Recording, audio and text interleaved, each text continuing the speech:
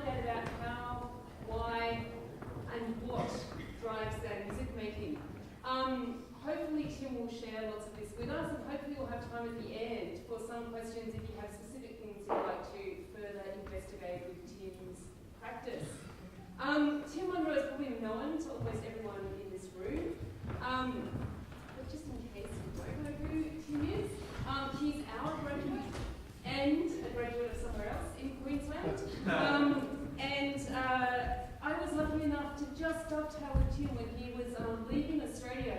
And it's one of those beautiful stories where you don't know what kind of input you're putting into a student will manifest in the world. And it's manifested in absolutely amazing ways, being truly influential across all kinds of musical forms. And mostly through his work with A Blackbird, which happened over a decade and resulted in 3 Grammy Awards.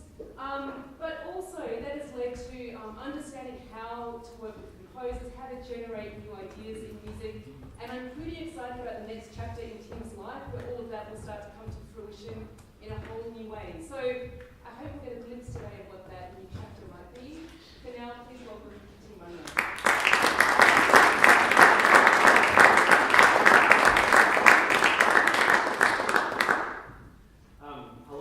Thank you so much, and thanks to Vanessa, thanks to the Con for having me this week.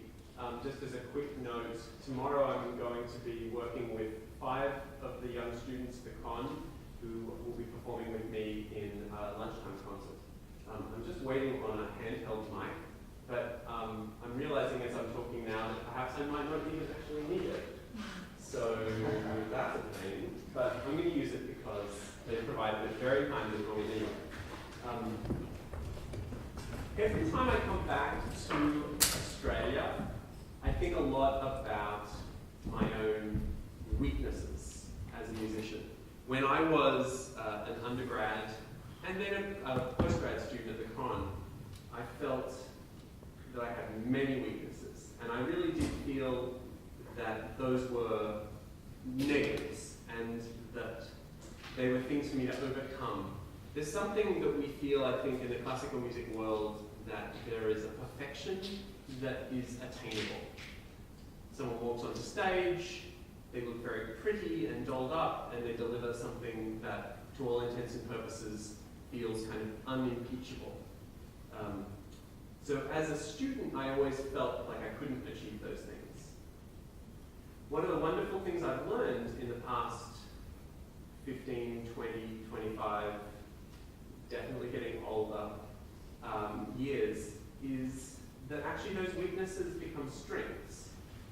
Not in the sense that, you in a job interview you say, my weaknesses are, you try and answer the question about your weaknesses with strengths.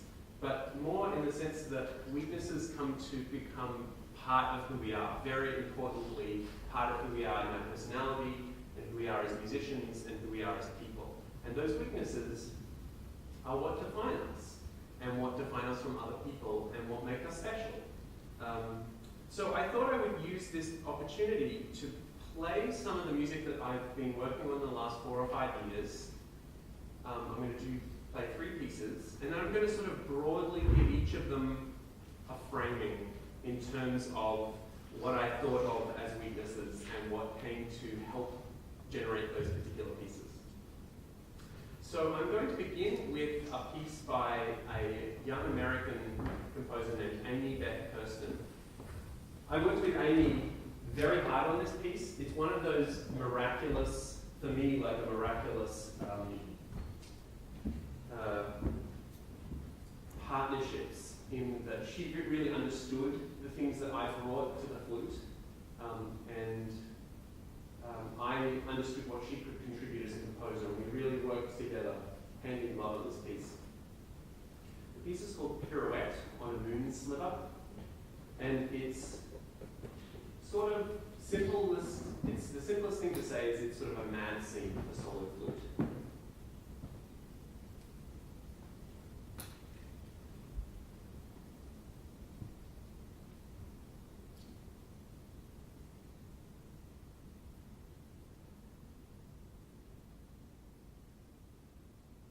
What?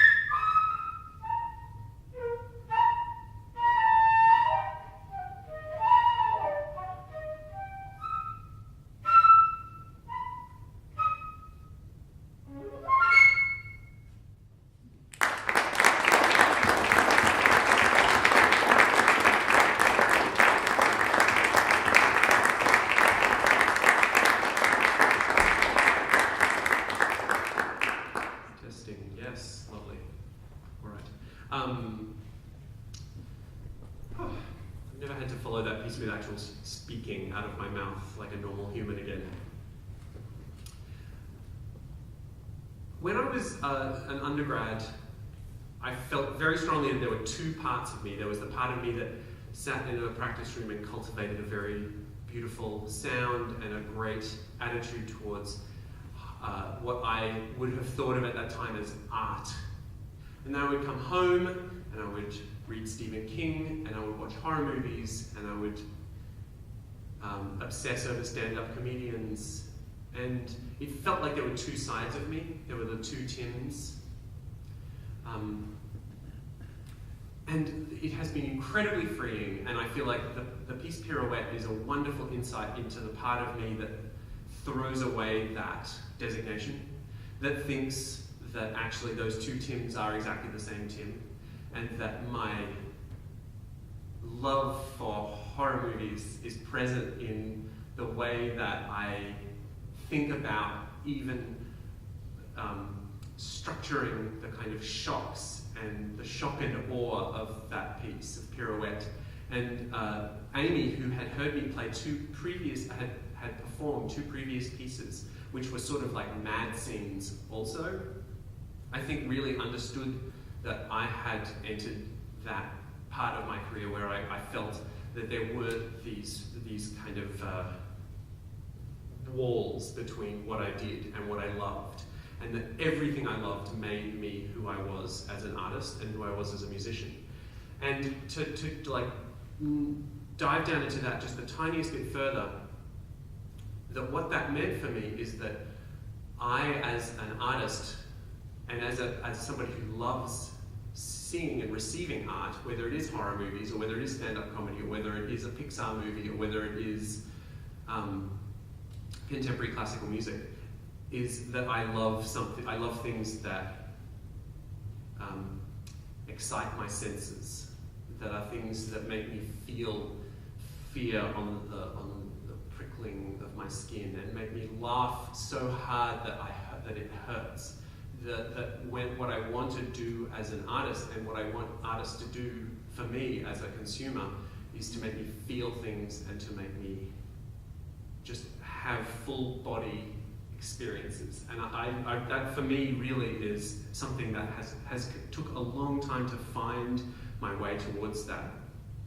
I also feel like that is something that affects me in the way that I approach old music also, is that I want Beethoven to speak to me the way that I can feel in taking in a whole lot of contemporary culture. We can never hear Beethoven with the same ears and hear Beethoven as an audience would have in the 18th and 19th centuries. That we always come to it with contemporary sensibilities. And so to bring unapologetically and unabashedly contemporary sensibilities to my performance of and my reception of all forms of art, I think is incredibly important to me. Now I'm going to play another piece, and it is a piece that I wrote, I think 3 or 4 years ago now. It's called Last Exit, and it's based on a wonderful, wonderful, but quite disturbing and dark poem by Sam Wagon-Watson called Last Exit to Brisbane. And I conceived of this piece basically as a sort of dark, nightmarish mood piece. It has a playback track. All of the sounds on that playback track are different versions of me in different iterations. There's been small, minimal bits of processing and such things. Yep.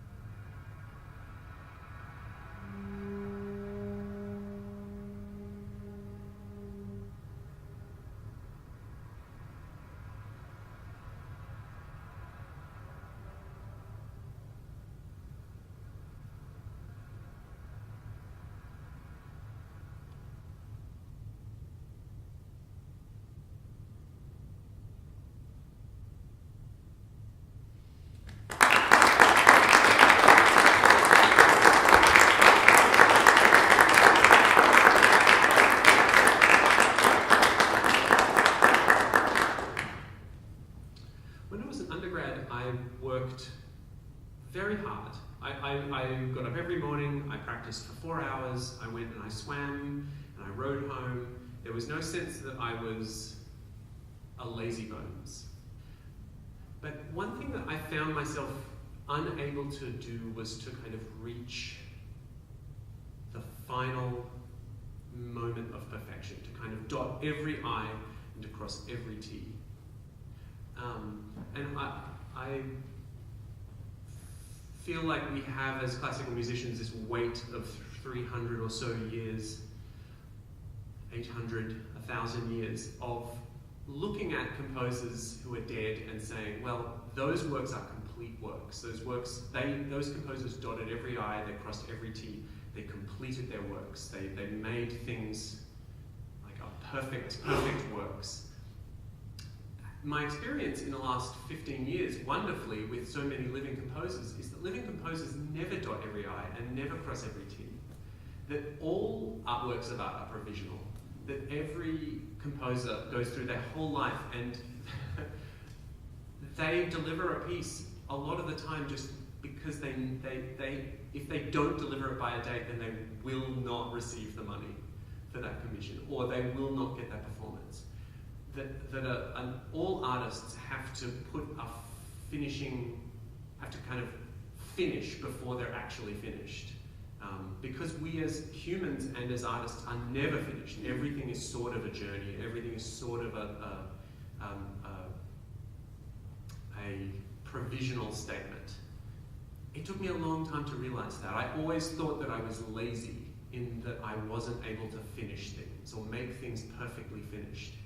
And the piece that I just performed, Last Exit, is kind of a nice example of that. When I started to write music again, I felt very pressured by having to complete a perfect work of art that would be complete in all different ways. But one of the wonderful things I discovered is that starting to explore the sounds of this particular work, is that I could create something that was a framework within which things could happen. And so this piece is semi-improvised, which is not something I ever thought I would do on a stage. I thought that I would reach a stage and that my piece and my performance and my statement would always be complete. But actually, I've discovered that there is a wonderful freedom and a strength in that sense of the incompleteness of things. And that one byproduct of that is then an acceptance that failure can be great. Failure can be okay. We learn from our failures. I could stand up in front of here and this could be a total disaster, but we all would have learned something from that experience. I would have learned a lot. My mother will tell you that I was a bit freaked out before I was coming on here today because I haven't talked about this particular set of issues before. And standing up in front of people and saying it for the first time is a way to help myself learn about those things too, and for all of you to sort of learn things about yourselves through seeing me do that. And that is one of the glories of live performance, is that we stand up in front and we have prepared as much as we can or will, and then it's a journey of exploration. I always like to think of the first performance of a piece of music as just one rehearsal in a long process of many different rehearsal processes. And I will say that that also affects deeply when I approach old music also, that when I come to go back to Beethoven again, when I come back to Beethoven, that he was not finished with things and that we can make adjustments. We can make adjustments based on the way that we feel on the stage at that moment. We can make adjustments based on what has been going on in the world. When I think back to the performance I saw 4 days after 9/11 happened, when I happened to be in the US, and I saw the Cleveland Orchestra play Mahler 5, it was like a charge was throughout the audience, and everybody in the orchestra felt that charge, and the performance was radically different as a result of that. That was not a finished performance, that was not a perfect thing, that was part of this wonderful churn of life. I'm going to play one final piece. I'm going to just play two little excerpts from this set of pieces called Music for Sarah. These are old, 30 years old pieces for solo flute by a guy named John Fonville, who is a San Diego-based composer and flute player. And he does a little bit of, I think I was inspired by his example to sort of create a piece in the last exit that has some fuzzy edges. There's some play within it that I can do as a performer, which I really love. Each of these little pieces, these pieces from Music for Sarah, pull the flute apart in different and interesting ways.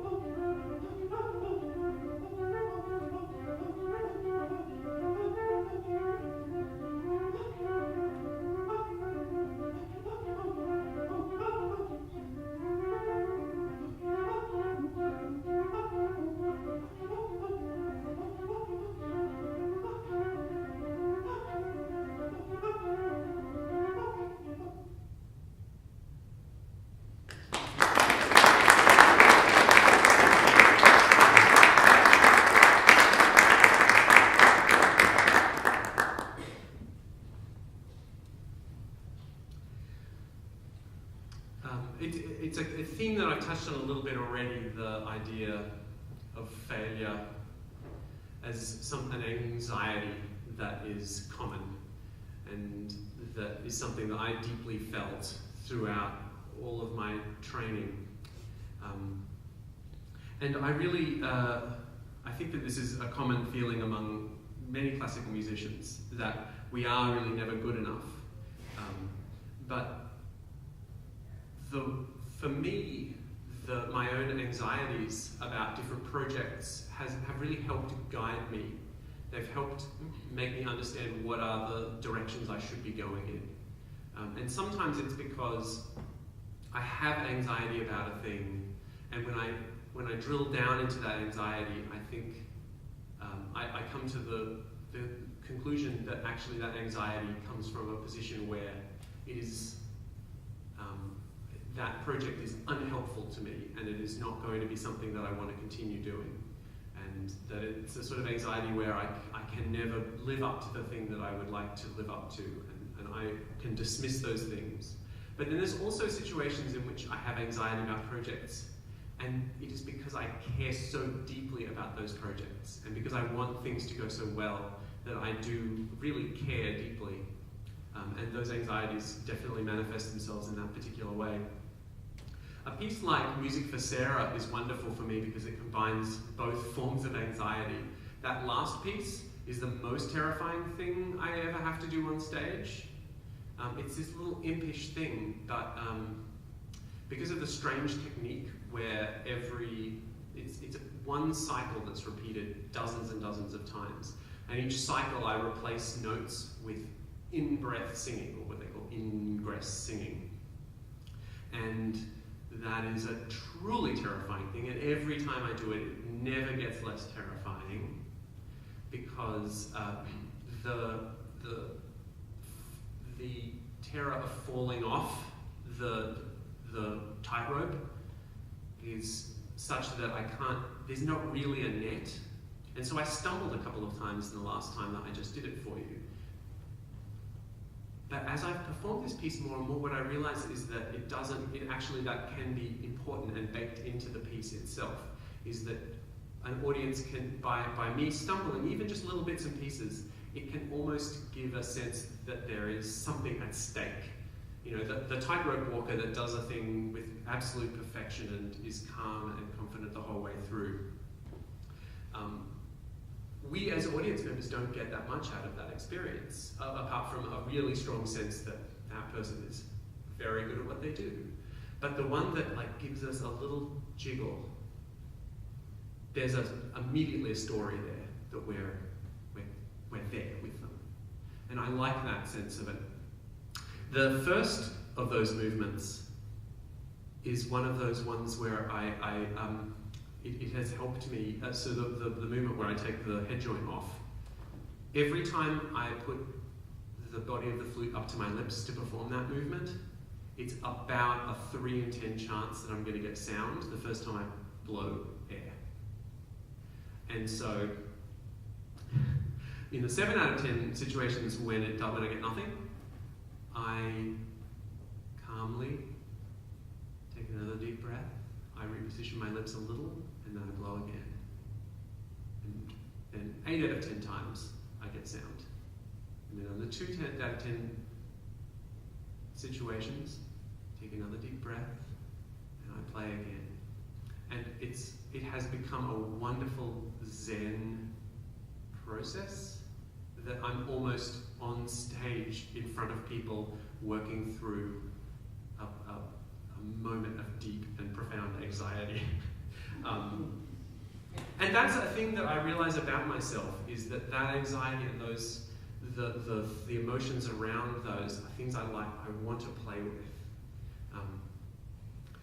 The full range of different feelings that I can give to an audience is so important to me.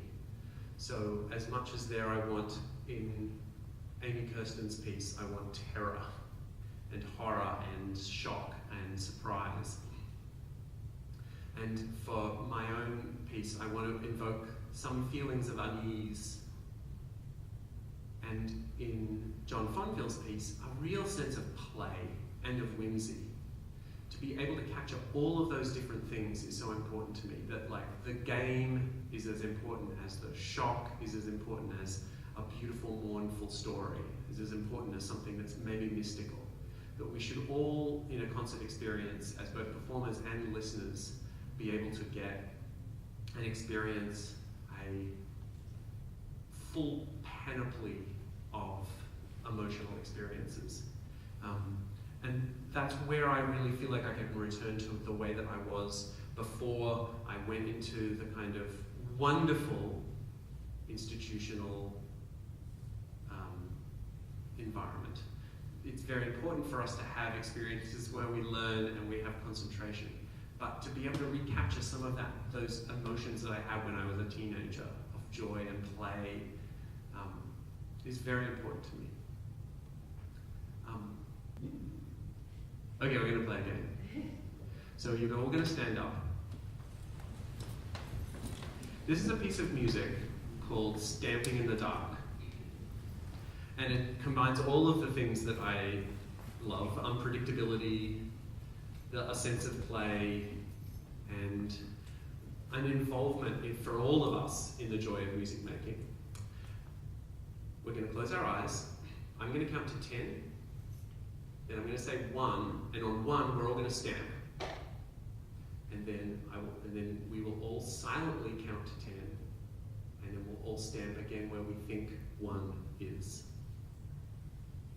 And it's very important that we're not listening to the people around us to see, like, am I right? We're insisting on our own individuality. We're insisting that our way is the correct way. I want big, enthusiastic stamps.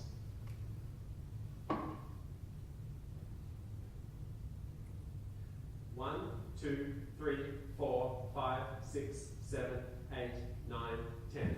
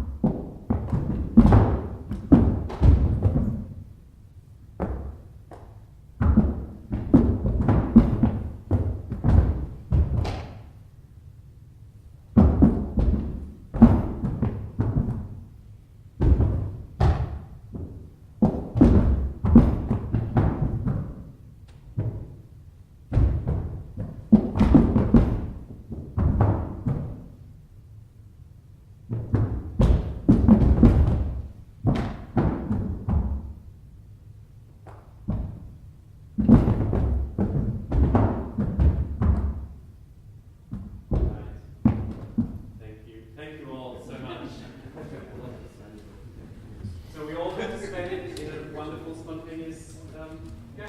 There was also music. So I'll leave you with that thought. If any of you have any questions, please come up and say good day. And